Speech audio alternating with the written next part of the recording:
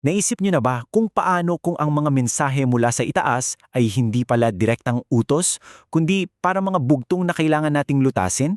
Diyan umiikot ang mga aral ni Narciso o Lalo. Sinasabi niya kasi na nakakatanggap siya ng mga banal na palaisipan sa kanyang mga panaginip. Para kay Ulalo, hindi raw ordinaryo ang mga panaginip niya. Ang mga ito raw ay mga sitwasyon, mga problem-solving scenarios na ibinibigay daw mismo ng Diyos para subukan kung paano tayo mag-iisip. So tara, simulan natin sa unang misteryo.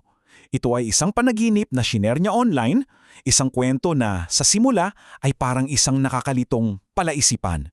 Based sa post niya noong March 15, 2026, ang eksena ay sa isang boarding house kung saan may iba't ibang taong nakatira. So, sa panaginip daw, may isang lalaking nagtatrabaho at isang batang babae na estudyante. Magkasama sila sa iisang bubong. Pero ang weird, parang hangin lang sila sa isa't isa.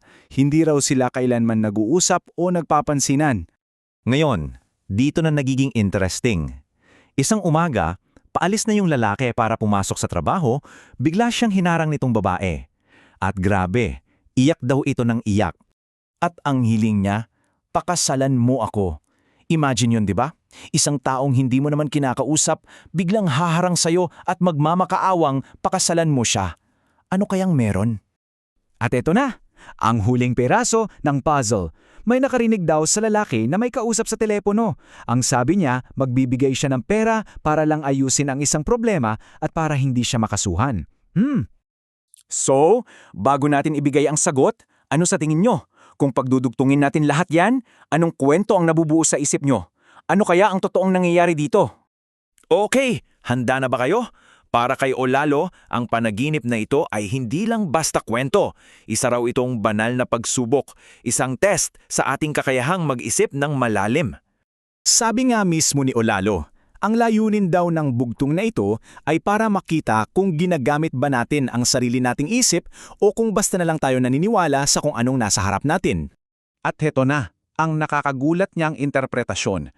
Una, may krimen daw na nangyari. Ginahasa ng lalaki yung babae. Pangalawa, may naging resulta. Nabuntis ang estudyante. At pangatlo, may cover-up attempt. Yung kausap niya sa telepono, abogado pala, para ayusin ang kaso gamit ang pera. Kaya ang pinakapunto ng lahat ng ito, ang buong panaginip daw ay isang talinghaga. Ang mensahe raw ay dapat nating suriin ang mga turo ng simbahan na parang isang investigador sa isang crime scene. Huwag basta-bastang maniwala. Okay, medyo mabigat yun, no? Dumako naman tayo sa pangalawang palaisipan. At this time, hindi na lamang ito tungkol sa lipunan, kundi diretsyo ng bumabatikos sa mga tradisyon ng relihiyon. So, eto yung pangalawang panaginip. Isang esena na sa unang tingin pa lang, mapapaisip ka na may mga bagay na tila magkakasalungat. Dito sa panaginip na to, nakita niya raw ang yumaong ama niya. Tapos, may dumating na dalawang bisita na may dalang nakasinding kandila. Nagpasalamat pa raw ang tatay niya, pero nagtaka si Ulalo, kaya nagtanong siya, bakit kailangan pa ng kandila kung tirik na tirik ang araw? Walang sumagot sa kanya. At yun na nga ang sentro ng bugtong na ito.